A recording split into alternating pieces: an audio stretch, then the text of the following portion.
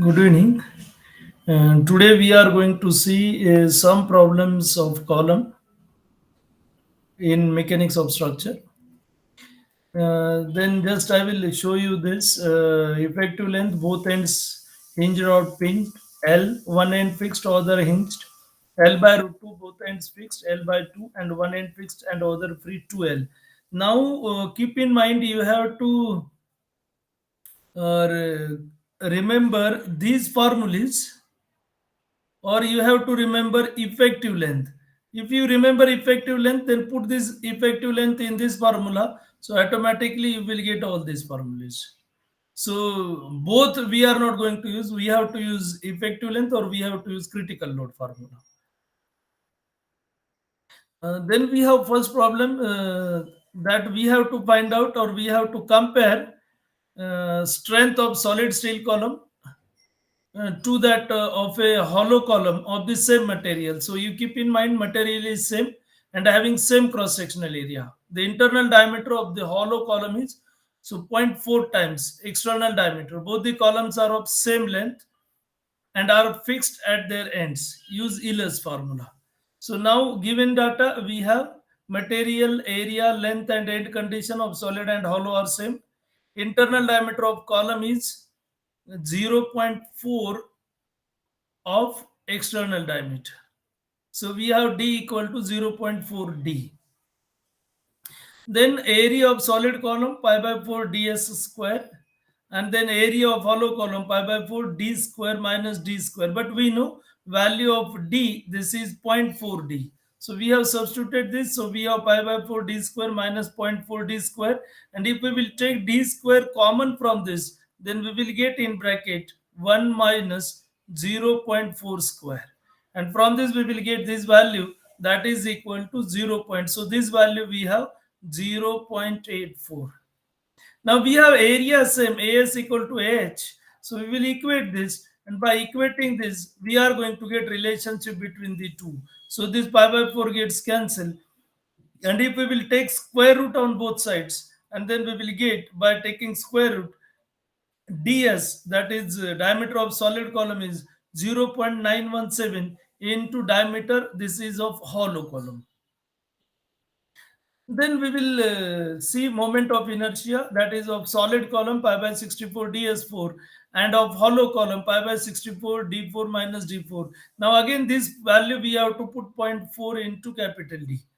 And then by substituting this, if we will take d to the power 4 outside, then we will get pi by 64 d4 in bracket 1 minus zero point 0.4 to the power 4, and we will get this value, that is 0.9744 d to the power 4. Now if we will write the formula for solid and hollow column, so we have pi square e, so these are same, gets cancelled, material is same, gets cancelled, effective length is same, and then we have only I for solid and I for hollow. So we have is upon ih.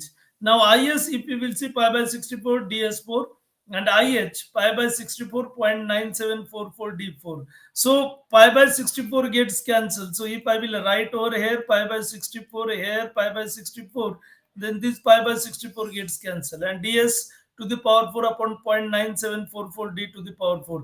Now ds already we have seen, we have 0.917 into d hollow, so that is capital D. And then we will substitute this 0.917 d to the power 4 upon 0.9744 d to the power 4. Then we will get it as 0.917 to the power 4 d to the power 4 divided by 0.9744 d to the power 4, and this d to the power 4 gets cancelled. We have, this is power to the 4, and from this we will get value that is equal to ps upon ph as 0.726. So this is first problem. Then we will switch over to this second problem. A tubular strut 2.8 meter long, having outer and inner diameters of 90 millimeter and 40 millimeter, loaded through pin joints at both ends. Assume A. So we have that A as Rankine's constant. So this is Rankine's constant. And E 200 GPa. If elastic limit of the material is 210, so this is elastic material, means we have this value, that is F FCC.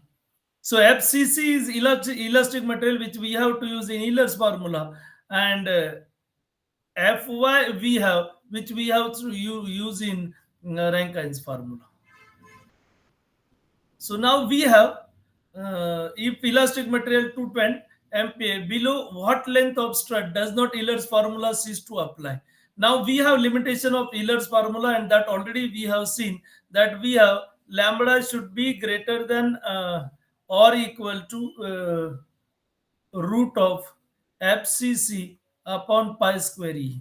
So this formula we have already seen, and then we have to use this formula and we have to check for what length we are going to be with this. And lambda we know we have L effective upon R minimum.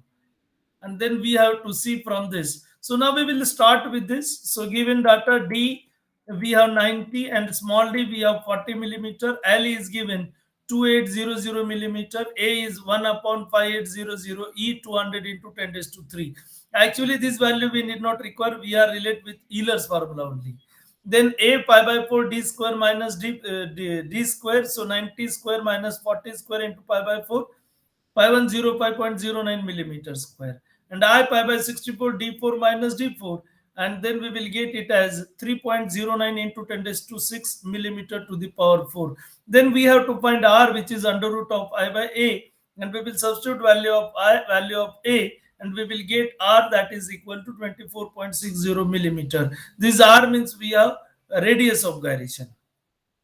Now we have lambda greater than, that is, I have written this reverse way. So this is actually 1 by lambda. So we have this as 1 by lambda. Lambda we have pi square E upon FCC. And then we have this pi square E upon FCC, and this we will substitute pi square into 200 into 10 raised to 3. FCC is given 210, which is elastic limit critical stress. And from this we will get this value 96.95 value of lambda, which do not have any unit. Now lambda we have Le upon R, that is effective length upon minimum radius of gyration. Now effective length we have, that is Le upon, that we have to find out. R we have calculated, we have value of R 24.60 and 96.95. This already we have seen over here. So here we have substituted value of lambda Le upon R, that is Le upon 24.60, and from this we will get Le should be greater than or equal to 2384.97 millimeter, that is 2.38 meter. So above this we can use Euler's formula. So Euler's formula is applicable for length greater than 2384.97, or we can say 2385 millimeters. So if our value is 2385 or greater than this, then only Euler's formula is applicable. Then we have third formula. So we have given yield stress 2.8 meter long, and then diameter same. We have values 90 millimeter, 40 millimeter, loaded through pin joints at both ends. So we have here pin joint. Assume yield stress. So Fy is given, which is 325 MPa, and E is 200 GPa. Determine the Rankine's constant.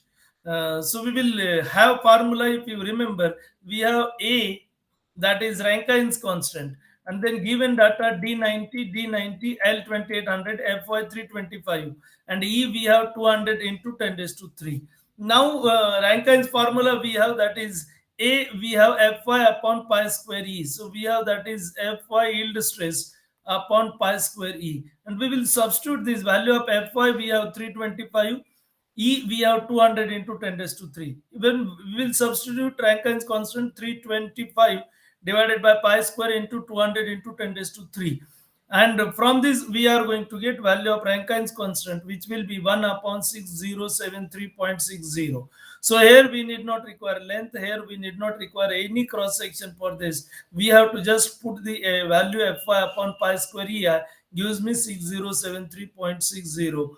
That is our Rankine's constant. So we have these formulas which are related with column. So today we will stop here only. Remaining we will see in next lecture. Thank you.